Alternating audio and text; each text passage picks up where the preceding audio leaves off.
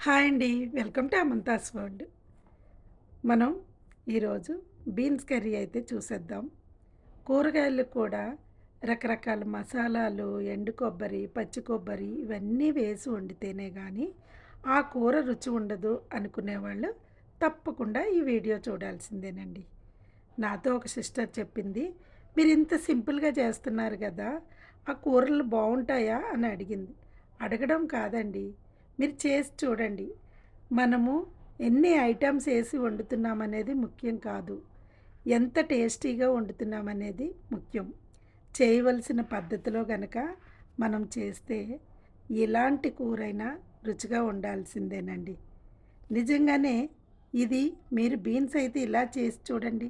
నేను ఇంత సింపుల్‌గా చేశాను గదా! మీరు కూడా అలాగే చేయండి.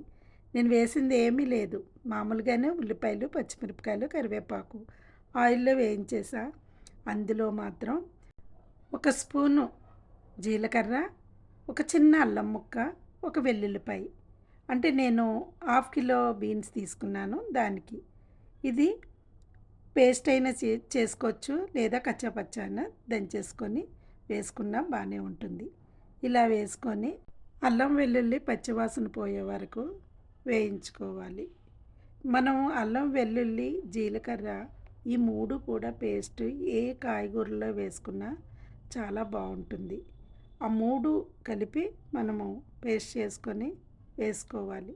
మీరైతే వేసి చూడండి, మీకే తెలుస్తుంది దాని టేస్ట్. ఇప్పుడు చూడండి వేగిపోయింది కదా. నేను చిన్నగా తరిగి పెట్టుకున్న ఈ బీన్స్ ముక్కలను అయితే ఇందులో వేసేసుకున్నాను. వేసుకున్న తర్వాత ఒక్క 2 నిమిషాల పాటు మూత పెట్టేసి మగ్గనివ్వాలి. అలా మగ్గడం వల్ల ఏంటంటే దానికి ఆయిల్ పట్టి టేస్ట్ బాగుంటుంది.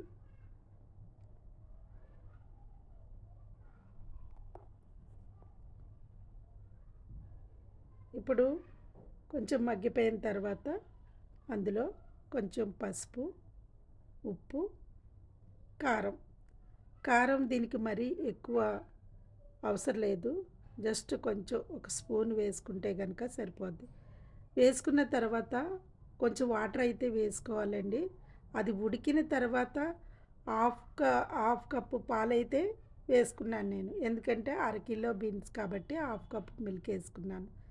అది ఉడికిన తర్వాత మనకి కావాలనుకుంటే చాట్ మసాలా కానీ లేదా ఇన్స్టెంట్ మసాలా వెజిటేబుల్ మసాలా అమ్ముతారు కదా, ఆ మసాలా కానీ వేసుకోవచ్చు కావాలనుకుంటే.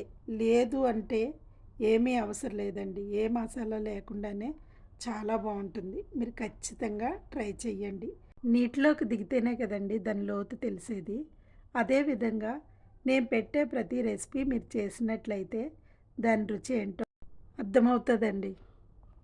ఎలా ఉంటాయో అనే సందేహం లేకుండా చేసినట్లయితే చేసిన తర్వాత ఇంత ఈజీగా చేసినా ఎంత బాగుంటుందా అనకుండా ఉండలేరండి. మీకు ఈ వీడియో అయితే నచ్చిందని నేను అనుకుంటున్నాను. నచ్చినట్లయితే ప్లీజ్ లైక్ చేయండి, షేర్ చేయండి, కమెంట్ చేయండి. కొత్తగా నా ఛానల్ చూస్తున్నట్లయితే సబ్స్క్రైబ్ చేసుకోండి, బెల్ ఐకాన్ నొక్కండి. ఈ బెల్ ఐకాన్ నొక్కడం వల్ల నేను పెట్టే ప్రతి వీడియో కూడా మీకు రీచ్ అవుతుంది. కేవలం మీ సపోర్ట్ వల్లే నా ఛానల్ ముందుకెళ్తుందండి. Thank you.